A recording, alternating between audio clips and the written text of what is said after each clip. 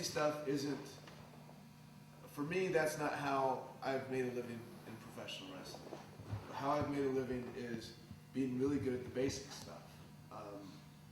And if that's the goal of most people here, is to make this your living. This is what you want to do for a living. So you have to invest your time and energy into the things that you need to do to become a professional wrestler and make this your full-time living. Whether it be things that I don't really care for. I don't care for tanning or looking like a bodybuilder or anything like that, but I realize that looking like an athlete is part of this business. And so even if you're like, man, I hate going to the gym, it doesn't matter. For you to make money in this business, essentially you have to go train. And you have to watch what you eat and that sort of thing. Unless you're an enormous guy, unless you're 6'8", or unless you're like the Big Show, where it doesn't really matter what your body fat percentage is. Realistically, most places are going to look at your size and what you look like and that sort of thing. Likewise, in the ring, you need to focus. Any time that you can spend in this ring getting better at stuff, get better at stuff that matters. Cool moves don't matter, guys. As much as in indie wrestling, it'll get you this, but it doesn't get people behind you. In Japan, they cheer cool moves, but they never brought me to Japan because I do cool moves. That was never the thing. They brought me over to Japan for technical wrestling and to make their guys look good. Whenever you're a foreigner going to Japan, you're essentially going over there. You'll beat some of the Japanese guys, but in the end, you're there to make the Japanese guys look good. And so, just realize that the basics, getting good at all this stuff, the footwork, anything that you can improve the footwork, headlock stuff. Now, a lot of independent wrestlers, and it's always been like this, people forego the small stuff in order to get to the big stuff. They don't do headlocks properly in order to get to brain busters and things like that. But if you do the headlocks properly and you use that stuff to get crowd reactions, by the time you get to a brain buster,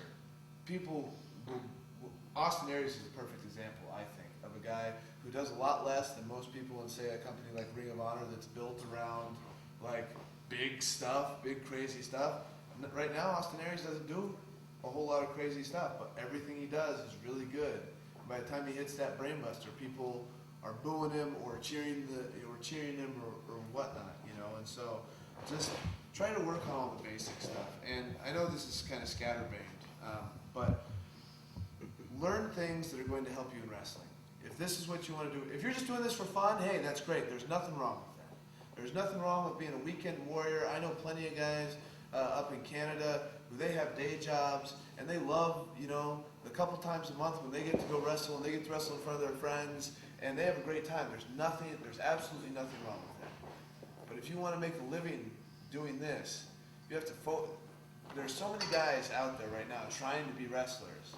You have to be in the top, I would say, 5 to 3% of those guys to be able to make a living wrestling, with all the schools out there and everything like that.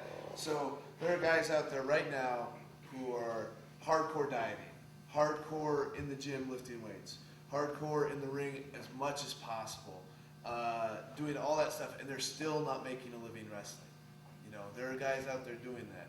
And as much as it sounds like it's frustrating, wrestling doesn't know any of us anything. We do this, we're all here because we want to wrestle, and it's fun. But the more you put yourself into it, like I'm 5'8", 185 pounds, I'm pale as can be. I just started tanning, and but I put a lot into this. Like I put a lot into training other things to use it for pro wrestling. It's like Colt said, what we gave you today was the basic story, but it's like a writer.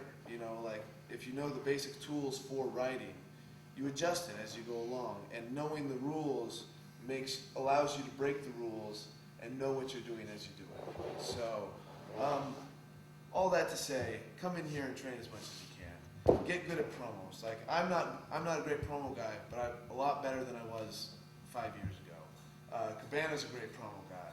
Sal's a good promo guy. you have to work on all those things that are going to make you money in places. Because at the end of the day, this is fun, but you also, if all you do it for is fun, people will get burned out for that. If you don't make any money, people get burned out, you know. And at the end of the day, everybody here would, I think, like to go make some money somewhere and do this and have a fun job. You know, it's a great job if you can make a living at it, you know.